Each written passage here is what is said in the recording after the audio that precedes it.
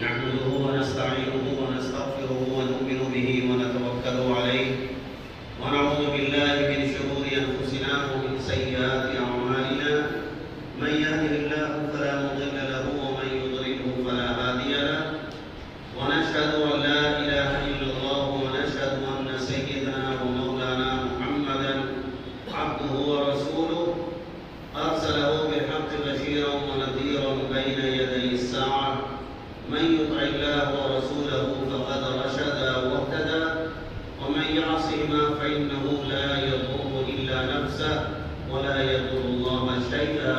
أما بعد أعوذ بالله من الشيطان الرجيم بسم الله الرحمن الرحيم إنه من يشرك بالله فقد حرم الله عليه الجنة ومأواه النار وما للظالمين من أنصار. صدق الله رب العالمين. حاضرین محترم، قبل اس کے کہ میں اپنی بات آپ کے گوشے گزار کر رہا ہوں، ایک چھوٹی سی گزارش ہے کہ جو حضرات ادھر بیٹھے ہوئے ادھر قریب تشریف لے آئیں، یہ رسول کی سنت کے خلاف ہے. آپ حضرات بھی ذرا آگے آ جائیں. نبی صلی اللہ علیہ وسلم کے بارے میں اور اس کا منشا، اس کا مطلب بالکل کھلا ہوا ہے. پیغمبر اسلام صلی اللہ علیہ وسلم جس مشن کو لے کر کے آئے وہ مشن کیا تھا؟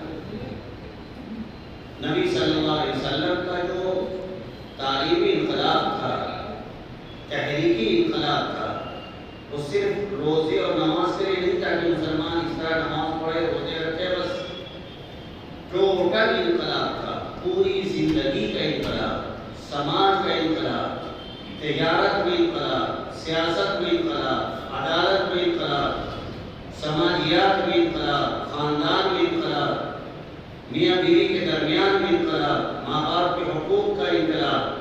انقلاب معنی ہے بدلنا، ایک حالت سے دوسری حالت کی طرف آنا. اور جب بھی کوئی چینجنگ اور تبدیلی آتی ہے تو وہ تبدیلی بہتر آتی ہے پہلے کے مقابلے میں. یہ دستور ہے دنیا کا. کوئی چیز اگر بدل کے طور پہ آتی ہے تو وہ پہلے سے بہتر ہو کے آتی ہے. پہلے چراغ جلتے تھے، پھر لالٹین کا زمانہ آیا، اب اس کے بعد ماشاءاللہ یہ تبدیلی، یہ بھی انقلاب ہے، یہ بھی انقلاب ہے، مگر یہ حالات کا انقلاب ہے. لیکن ہمارے مذہب، دین، شریعت کا انقلاب کیا ہے؟ پیغمبر اسلام صلی اللہ علیہ وسلم کیا پیغام لے کر کے آئے تھے؟ کیا حضور کی آمد سے پہلے یا اسلام کی آمد سے پہلے؟ اسلام تو حضرت آدم کے زمانے ہی سے آیا ہے، کوئی محمد صلی اللہ علیہ وسلم کے زمانے سے اسلام نہیں آیا. حضور کو تو آخری کنڈیشن میں اسلام دیا گیا کیا کہ بالکل کمپلیٹ ہے، اس میں کسی اصول ضابطے کی دنیا والوں کو ضرورت نہیں. یہ اللہ کی طرف سے طے شدہ کتاب ہے جس میں زندگی کے سارے بنیادی اصول ہے، بنیادی اصول ہے. قرآن مکے کے لوگ مشرکین وہ بھی کھاتے پیتے تھے، وہ بھی کپڑے پہنتے تھے، وہ بھی شادی بیاہ کرتے تھے، وہ بھی کاروبار کرتے تھے. لیکن مسئلہ یہ ہے کہ آخر رسول نے آ کر کیا انقلاب پیدا کیا، کون سی تبدیلی آئی؟ یقین جانیں آپ کہ 23 سالہ زندگی میں خاتم الانبیاء صلی اللہ علیہ وسلم نے پورے سماج کو بدل ڈالا، پورے سماج کو بدل ڈالا. جو لوگ اتنے بے عقل ہو چکے تھے کہ اپنے ہاتھوں کی بنائی ہوئی مورتیوں کے سامنے اپنی جبین نیاز کو، پیشانی کو جھکاتے تھے اور دیکھتے تھے اور ان کے بھکت بنے رہتے تھے، آقا صلی اللہ علیہ وسلم نے ان کو توحید سے آشنا کیا، توحید کی تعلیم دی. جو خدا سے دور تھے ان کو قریب کیا اور بے شمار بشارتیں آپ نے انسانیت کو سنائی اور دنیا و آخرت کی کامیابی اور کامیابی کا راز سکھایا آپ نے. میں نے قرآن کریم کی ایک آیت ایک حصے کی تلاوت کی ہے. اِنَّهُ مَن يُشْرِكْ بِاللَّهِ. دیکھو جو لوگ اللہ کے ساتھ کسی اور کو شریک کرے. غیر مسلموں کے یہاں نہ جانے کتنے خدا ہیں، 33 کروڑ خدا ہیں. لیکن پوری دنیا میں آپ چلے جائیں اور مسلمان سے پوچھے من رب، تمہارا رب کون ہے؟ تو لات، منات، ہبل، ود، سوا، یغوث، یعوق، نصر نہیں بتائے، ہے ربی اللہ، میرا رب اللہ ہے۔ پوری دنیا میں کہیں چلے جائیں، یہ امت محمدیہ کی خصوصیت ہے، یہی تعلیم پیغام ہے، یہی انقلابی نظام ہے کہ غیروں کے در سے ہٹا کر کے رب العالمین کی بارگاہ میں جھکا دیا۔ اور قرآن نے کیا کہا کہ دیکھو یہ بنیاد ہے تمہارے دین کی، یا تمہارے دین کی ریڑھ کی ہڈی ہے، اگر تمہارا عقیدہ درست نہیں ہے تو تمہاری کوئی عبادت الا اللہ قابل قبول نہیں ہے۔ پہلے موحد بنو، مشرک بن کر کے اگر جنت میں جانا چاہو گے تو یہ تمہاری خام خیالی ہے، نہیں جنت میں جا سکتے۔ انہو من یشرک باللہ، سنو جو لوگ اللہ کے ساتھ کسی کو شریک کریں، کسی پیڑ کو، پودے کو، شیطان کو، سانپ کیڑے مکوڑوں کو، بچھوؤں کو، جانوروں کو یا دیگر چیزوں کو اللہ کی ذات و صفات میں، اللہ کے حکم کو اختیار میں اگر کسی کو شریک کرتے ہیں، انہو من یشرک باللہ، جو اللہ کے ساتھ کسی کو شریک کرے تو اللہ کا ریئیکشن کیا ہوگا؟ فقد حرم اللہ علیہ الجنہ، اللہ اس مشرک پر جنت کو حرام کر دے گا۔ لا تصویر ہلالو پڑھ لو، مگر جنت میں نہیں جا سکتے ہو اگر تم نے اللہ کی ذات و صفات میں، اس کے حقوق و اختیار میں، اس کی قدرت میں، اس کی صنعت و بداعت میں اگر تم نے کسی کو شریک کیا ہے تو جنت تم پر حرام ہے۔ قرآن کہہ رہا ہے، یہ کسی مولوی کی کہانی نہیں سنا رہا، قرآن کہہ رہا فقد حرم اللہ علیہ الجنہ، اللہ اس مشرک پر جس نے اللہ کے ساتھ کسی کو شریک کیا ہے، کسی طور پہ شریک کیا ہے، پورا کیا ہے یا تھوڑا کیا ہے، اللہ اس پر جنت کو کیا کر دے گا؟ حرام کر دے گا۔ وَمَأْوَاهُ النَّارُ، ایسوں کو تو جہنم نصیب کیا جائے گا، جن کا ٹھکانہ جہنم ہے۔ وَمَا لِلظَّالِمِينَ مِنْ أَنصَارٍ، اور ایسے ظالموں کا کوئی آخرت میں مددگار نہیں ہوگا، چاہے وہ خدا کی شکل میں کسی کو شریک کیا ہو یا کسی بزرگان دین کو خدا کی ذات و صفات میں شریک کیا ہو، کوئی اللہ کی عدالت میں انسان کو بچانے کے لیے مددگار بن کر نہیں آ سکتا۔ وَمَا لِلظَّالِمِينَ مِنْ أَنصَارٍ، ایسے ظالموں کا دنیا کا سب سے بڑا ظلم اور سب سے بڑا جرم شرک ہے۔ إِنَّ اللَّهَ لَا يَغْفِرُ أَن يُشْرَكَ بِهِ وَيَغْفِرُ مَا دُونَ ذَلِكَ لِمَن يَشَاءُ، اللہ شرک کے علاوہ اور گناہوں کو تو معاف کر سکتا ہے، لیکن شرک کو معاف نہیں کرے گا۔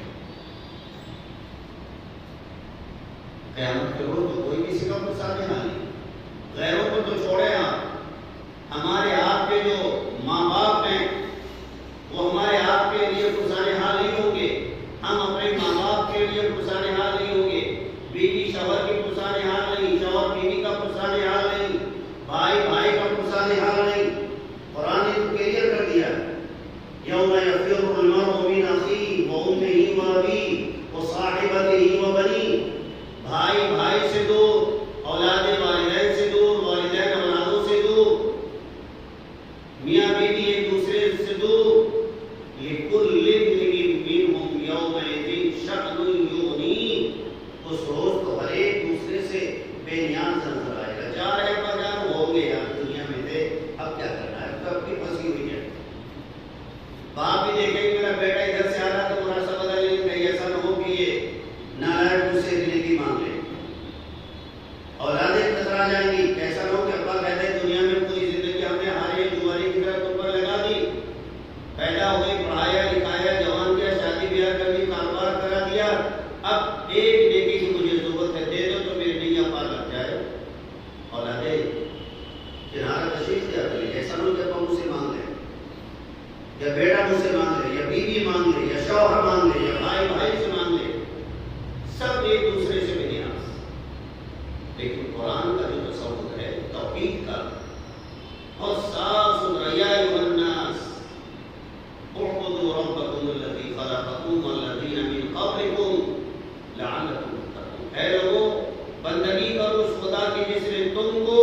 اور تم سے پہلے سارے انسانوں کو پیدا کیا ہے۔ لعلکم تتقون، امید ہے کہ تم دیندار بنو گے، خدا شناس بنو گے، اللہ کے فرما بردار بن کر کے دنیا میں جیو گے، کپور بن کے نہیں جیو گے۔ لعلکم تتقون، امید ہے کہ تم دیندار بنو گے، متقی بنو گے، پرہیزگار بنو گے، خدا سے بغاوت نہیں کرو گے۔ یہ کلیئر قانون ہے قرآن کا۔ نبی صلی اللہ علیہ وسلم نے ایک حدیث سنا تھا، 5 نکاتی فارمولہ ہے اس میں، جس میں ہماری اور آپ کی زندگی کے بڑے اہم اصول نبی نے بیان فرمائے۔ 5 نکاتی فارمولہ ہے۔ آپ کے شہر لکھنؤ میں پاک پنجتن لوگ ہیں،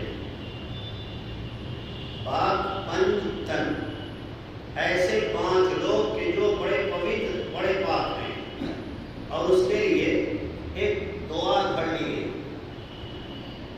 دعا بنا لی گئی۔ وہ دعا بھی مشرکانہ ہے، کافرانہ ہے، باغیانہ ہے، ظالمانہ ہے۔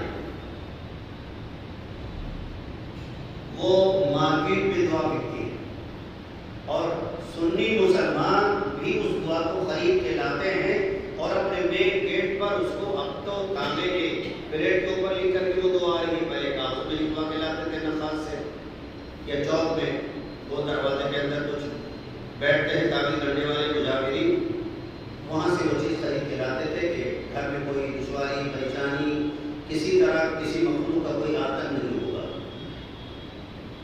وہ کیا ہے؟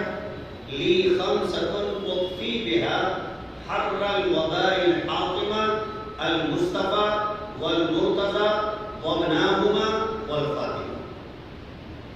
ہمارے لیے تو ایسی 5 شخصیتیں ہیں، بڑی پاک، پاک پنج تن، 5 تن، 5 بدن، 5 ذات ایسی ہیں، حر الوباء الحاطمہ، جو ہر آنے والی بڑے بڑی آفتوں مصیبتوں کو بھگا دیتی ہے۔ یہاں پہ لکھنؤ میں دعا بکتی ہے، اور سنی مسلمان جا کر کے اس دعا کو خرید کے لاتے ہیں اور اپنے گھر کی سیفٹی کے لیے اپنے دروازے پر، اپنے گھروں میں دیواروں میں اس کو ٹھکواتے ہیں کہ اگر یہ دعا تم نے ٹھکوا دی گھر کے اندر تو اب کسی طرح کی کوئی سمسیا نہیں پیدا ہوگی، سب ٹھیک ہو جائے گا۔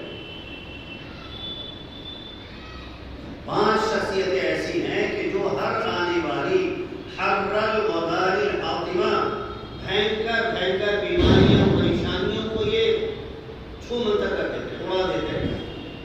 نمبر 1 المصطفیٰ، خاتم الانبیاء صلی اللہ علیہ وسلم کی ذات گرامی محمد مصطفیٰ، والمرتضیٰ وابناہما، ان کے دونوں بیٹے حسن حسین، والفاطمہ۔ ان 5 کو خدا اختیار دے دیا ہے کہ جو بھی آفتیں مصیبتیں آتی ہیں ان سب کو یہ 5 شخصیتیں دور کر دیتی ہیں، جبکہ قرآن کہتا ہے کہ ساری پریشانیاں، دشواریاں، تکلیفیں رب العالمین دور کرتا ہے۔ یہ نبی صلی اللہ علیہ وسلم کو، یہ آپ کی اولادوں کو، بیٹی کو، داماد کو اللہ نے ٹھیکہ نہیں دیا۔ یہ شرک ہے، یہ تمہاری شرک ہے، گناہ ہے، حرام ہے۔ میں نے آنکھوں سے دیکھا لکھنؤ کے سنی مسلمانوں میں کہ یہ دعائے پاک پنجتن اپنے گھروں میں لگاتے ہیں، مگر پیغمبر اسلام کا فارمولہ کیا ہے؟ 5 آئٹم ہیں اس حدیث کے اندر، 5 نکاتی فارمولہ ہے۔ وعن عبد الله بن عمرو قال قال رسول الله صلى الله عليه وسلم الكبائر الاشراك بالله۔ حضرت عبداللہ بن عمر فرماتے ہیں کہ تاجدار مدینہ جناب محمد رسول اللہ صلی اللہ علیہ وسلم نے ارشاد فرمایا کہ سب سے بڑا گناہ، الکبائر، گناہوں میں سب سے بڑا گناہ، الاشراک باللہ، اللہ کے ساتھ کسی کو شریک کیا جائے۔ دنیا کا سب سے بڑا جرم اور سب سے بڑا ظلم ہے کہ رب کائنات، جس کی کوئی مثال نہیں، جس کا کوئی بدل نہیں، جس کا کوئی جواب نہیں، جس کا کوئی دنیا میں پارٹنر نہیں ہے، اس کا دنیا میں پارٹنر بنا لیا جائے۔ الاشراک باللہ، اللہ کے ساتھ کسی کو شریک کیا جائے، یہ دنیا کا سب سے بڑا ظلم ہے، سب سے بڑا جرم ہے، سب سے بڑا گناہ ہے۔ یہ کس نے کہا؟ تاجدار مدینہ جناب محمد رسول اللہ صلی اللہ علیہ وسلم کا ارشاد۔ اب ہم اس آپ کو ایک نمبر کا مسلمان کہتے ہیں، کچھ لوگ 2 نمبر کے مسلمان بھائی ہم تو ٹناٹن سنی ہے، تو ٹناٹن سنی کیا تو بہت سارے آئٹم ہیں دین کو پھیلانے کے لیے، لیکن وہ جو وہابی مسلمان ہیں جو قرآن سنت ہی پر عمل پیرا ہیں، ان کے ہاں کوئی لگی لپٹی بات نہیں ہونی چاہیے توحید کے اندر، توحید 1 نمبر ہونی چاہیے۔ کیوں؟ آپ کو دودھ کے اندر پانی کی ملاوٹ پسند ہے کیا؟ آپ میں سے کتنے لوگ بیٹھے ہیں، کتنے لوگ اس بات کو پسند کریں گے کہ میں دودھ لینے جاؤں اسی کے یہاں تو وہ 1 کلو دودھ کے اندر 100 گرام پانی ملا ہے؟ آپ کو کھائے ذرا سا، کوئی نہیں چاہے، سب چاہتے ہیں 1 نمبر مال ملے۔ گھی کی ملاوٹ آپ کو پسند نہیں، تیل میں ملاوٹ پسند نہیں، غلوں میں ملاوٹ پسند نہیں، تو توحید میں ملاوٹ خدا کیسے پسند کرے گا؟ رب تو ہمارا سب سے عظیم ہے، جب ہمیں ملاوٹ پسند نہیں ہے تو میرے رب کو کیسے پسند ہو جائے گی ملاوٹ؟ توحید کسی کے ساتھ، اللہ کے ساتھ کسی کو شریک مت کرنا، یہ توحید خالص ہے۔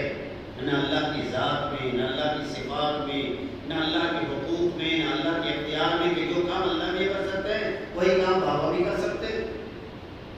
اور سنی مسلمان جو اپنے آپ کو اہل سنت والجماعت کہتے ہیں، یا جو اپنے آپ کو صحابہ کرام کا بھکت کہتے ہیں، ان سنی مسلمانوں کو میں نے دیکھا ہے کہ مزاروں میں جا جا کر کے منتیں اور مرادیں مانگتے ہیں اور اسلامی قوالی سناتے ہیں۔ سنا قوالی آپ کو؟ بہت اچھی قوالی، اس کو اسلامی قوالی کا نام دے دیا گیا ہے۔ تیرے در پہ آیا ہوں، جھولی بھر کے جاؤں گا یا مر کے جاؤں گا۔ اللہ کے گھر میں تو جھولی بھرتی تھی، بلکہ جھولی مسجد کے متولی لوگ جھولی خالی کروا دیتے تھے، جب بھی تو کاٹ دیتے ہیں۔ لیکن بابا کے مزار پہ جائے تو وہاں سب کچھ ہوتا ہے، مگر آدم پہ پتھر پڑا ہوا ہے۔ آدمی وہاں جا کہتا ہے کہ تیرے در پہ آیا ہوں، جھولی بھر کے جاؤں گا یا مر کے جاؤں گا۔ کیوں؟ تو سب کچھ جانے ہے، ہر غم پہچانے ہے۔ اور کریں آپ سیکھیے جملے، تو سب کچھ جانے ہے، ہر غم پہچانے ہے، جو دل کی الجھن ہے سب کچھ تجھ پہ روشن ہے۔ گھائل پروانہ ہوں، وحشی دیوانہ ہوں، تیری شہرت سن سن کے امیدیں لایا ہوں، تیرے در پہ آیا ہوں، جھولی بھر کے جاؤں گا یا مر کے جاؤں گا۔ بتوں سے تجھ کو امید ہے، خدا سے نا امیدی، مجھے پتا تو صحیح اور کافری کیا ہے۔ اللہ کے در میں آنے کی توفیق نہیں، مزاروں پہ جا کر کے تم ان سے باباؤں سے مقدر بدلوا رہے ہو، جبکہ قرآن نے کہہ دیا ہے کہ یہ ڈپارٹمنٹ اللہ نے کسی کو دیا ہی نہیں۔ الکبائر والاشراک باللہ، دنیا کا سب سے بڑا گناہ اگر ہے تو شرک ہے۔ اللہ نے صاف منع کر دیا ہے کہ اللہ شرک کے علاوہ سارے گناہ معاف کر سکتا ہے، اگر کوئی مشرک ہو کے مرتا ہے تو اس کی مغفرت نہیں ہے۔ لہذا مسلمانوں نمبر 1 ہمیں موحد بننا ہے، 1 نمبر کا مسلمان۔ توحید کے اندر کوئی ملاوٹ، کوئی آمیزش، کوئی اشتراک نہیں ہونا چاہیے کہ اللہ نے تو خیر ہے ڈیڑھ ہیں، مگر اللہ نے اپنے کچھ لگے بھگوں کو کچھ ڈپارٹمنٹ دے دیا ہے کہ جس کو بیٹا بیٹی نہ ملے تو وہ کلیہ چلا جائے، جس کو اولاد نہ ہو تو وہ کلیہ شریف چلا جائے، وہاں کولر کھائے اور جگہ ہر سال نیا کیلنڈر لڑکے کی شکل مسلم جائے۔ میرے پیارو، اگر مزار پہ جانا اولاد دینے کا ذریعہ بنتا تو جتنے میڈیکل کالج ہاسپٹل ہے سب کو بند کر دیا جاتا، سب کی سمسیاؤں کا سمادھان بابا کی مزار کو بنا لیا جاتا۔ کولر کھا کر کے بیٹا پیدا ہوگا۔ اب خود اپنی ذات سے، اپنی عقل سے سوچیں آپ، اللہ نے تو صاف کر دیا کہ بیٹا بیٹی دینے کا ڈپارٹمنٹ میرا ہے، میں نے کسی بابا کو نہیں دیا ہے۔ قرآن کہتا ہے یَهَبُ لِمَن یَشَاءُ إِنَاثًا وَيَهَبُ لِمَن یَشَاءُ الذُّکُورَ۔ اے دنیا کے لوگوں، خدا جسے چاہتا ہے بیٹیاں دیتا ہے، جسے چاہتا ہے بیٹا دیتا ہے۔ أَوْ يُزَوِّجُهُمْ ذُكْرَانًا وَإِنَاثًا، اللہ جسے چاہتا ہے بیٹے اور بیٹیاں دونوں دیتا ہے۔ وَيَجْعَلُ مَن يَشَاءُ عَقِيمًا، اللہ جسے چاہتا ہے کچھ نہیں دیتا، باندھنا دیتا ہے۔ إِنَّهُ عَلِيمٌ قَدِيرٌ، ایسا نہیں ہے کہ اس کے خزانے میں اسٹاک میں کوئی کمی آ گئی، علیم جانتا ہے کہ بیٹا دینا بیٹی دینا ان کے حق میں بہتر ہے یا نہیں، اور قدیر پوری قدرت رکھتا ہے دینے پر، اس کے اسٹاک میں خزانے میں دینے میں کوئی کمی نہیں۔ بعض کروڑپتی مالدار ہیں، نہ لڑکا ملا نہ لڑکی ملی، بھاگ کے گئے، سعودیہ گئے، مکہ گئے، مدینہ گئے، خوب زفر پیا، خانے کعبہ کے چادر پکڑ کے گلا پکڑ کے دعائیں کہ اللہ میں بیٹا نہیں دیتا تو بیٹی ہی دے دے، مگر نہ بیٹا نہ بیٹی کچھ نہیں، سناٹا۔ اور رکشے والا ہے، ہر سال اللہ کی طرف سے نیا کیلنڈر مل رہا، وہ کہہ رہا اللہ میں بس کر دیجئے، رکشا چلاتے چلاتے پریشان ہو گئے، اللہ میں ہم نہیں جھیل پائیں گے، اللہ میں نہیں جھیل، بڑھاپے کا سہارا ملے گا، کام آئے گا۔ اللہ کا نظام بھی جسے چاہتا ہے بیٹیاں دیتا ہے، جسے چاہتا ہے بیٹا دیتا ہے، جسے چاہتا ہے دونوں دیتا ہے، جسے چاہتا ہے کچھ نہیں دیتا، مگر علیم قدیر وہ پوری قدرت رکھتا ہے اور جانتا ہے کہ اولاد ان کے لیے ہم کو بہتر ہے یا نہیں۔ مگر آپ اللہ سے نہ مانگ کر باباؤں کے پاس چلے گئے، بابا آپ دے دیجیے تیرے در پہ آیا ہوں، ہو کے مایوس تیرے در سے سوالی نہ گیا، جھولیاں بھر گئی سب کی، کوئی خالی نہ گیا۔ بابا یہ اسلامی قواعد سنا کر کے اپنی دینداری کو داد عہد دے دو۔ تو پہلی چیز توحید ہے، نمبر 1۔ اکبر الہٰبادی نے بڑا توحید کا شعر کہا ہے، بڑا حسین شعر، کہتے ہیں کہ جو مانگنا ہو تو اپنے رب سے مانگ اکبر، جو مانگنا ہو تو اپنے رب سے مانگ اکبر، یہی وہ جگہ ہے جہاں آبرو نہیں جاتی۔ اللہ سے مانگ کر کبھی کوئی بھی آبرو نہیں ہوتا، دنیا کا بڑے سے بڑا انسان ہو، شیطان ہو، جنات ہو، کوئی بھی ہو، وہ سب آخر میں رب العالمین کی بارگاہ میں ہاتھ پھیلاتا ہے کہ مالک دے دے، تو ہی داتا ہے، تو ہی قادر ہے، روزی دینے والا، اولاد دینے والا، زندگی دینے والا، دنیا کے عیش دینے والا، نفع نقصان کا مالک تو اکلوتا ہے۔ تو قرآن نے تو ہمیں بہت صاف تعلیم دی ہے کہ توحید میں کسی سے کمپرومائز نہیں، کوئی سمجھوتا نہیں۔ ہاں بزرگ کا احترام ہے، بزرگوں کے ساتھ بدتمیزی بھی ہوتی ہے، اللہ کو پسند نہیں، بزرگوں کا احترام کرو مگر ان کو خدا کا درجہ مت دو۔ حضرت علامہ صاحب مولانا صابر بہت بڑے عالم تھے، حافظ تھے، قاری تھے، عالم تھے، یہ سب اہل حدیث تھے۔ خواجہ اجمیری رحمۃ اللہ علیہ یہ بھی اہل حدیث تھے، ان کا تو مزار میں جانا ہی گناہ، اور وہاں جا کر کیا کر سب کاروبار دھندا اور بہت اچھی تجارت وہاں ہے۔ آپ لوگ سال میں اتنا نہیں کما سکتے جتنا کہ مجاہدین مسلم ایک مہینے میں کما لیتے ہیں، اور ہماری آپ کی جیب پر ڈال کر کے سب نکال لیتے ہیں، اور ہم حقیقت میں اتنے بن جاتے ہیں کہ بابا کے نام پر اپنی مرادیں پوری کرنے کے لیے سب کو دے دیتے ہیں۔ تو پہلی چیز توحید، الکبائر والاشراک باللہ، اللہ کی ذات و صفات میں کسی کو شریک نہ کرنا، یہ عبدیت کا اور بندگی کا کمال ہے۔ تو انشاءاللہ حضرات اللہ کی ذات و صفات میں کسی کو شریک نہیں کریں گے، یہ آپ سے وعدہ ہے۔ خدا کے گھر میں آپ یہ کہیں کہ اللہ نے مجھے معلوم نہیں تھا کہ پوری پکچر، پورا جلسہ میدان محشر میں آپ کے سامنے کر دیا جائے گا، مولوی کو بھی کھڑا کر دیا جائے گا، تو یہ مولوی بتا تقریر کرنا، بتاؤ کہاں تک فراڈ کرو گے، پوری پکچر دکھلا دی جائے گی قرآن میں۔ قرآن میں کہا جا رہا ہے ما لهذا الكتاب لا يغادر صغيرة ولا كبيرة إلا أحصاها، قیامت کے روز تو جو کچھ بھی ہم نے کیا ہے، چھوٹے اعمال کیے ہوں، بڑے اعمال کیے ہوں، اچھے کیے ہوں، برے کیے ہوں، سب وہاں سب کی انٹری ہوگی، سب سامنے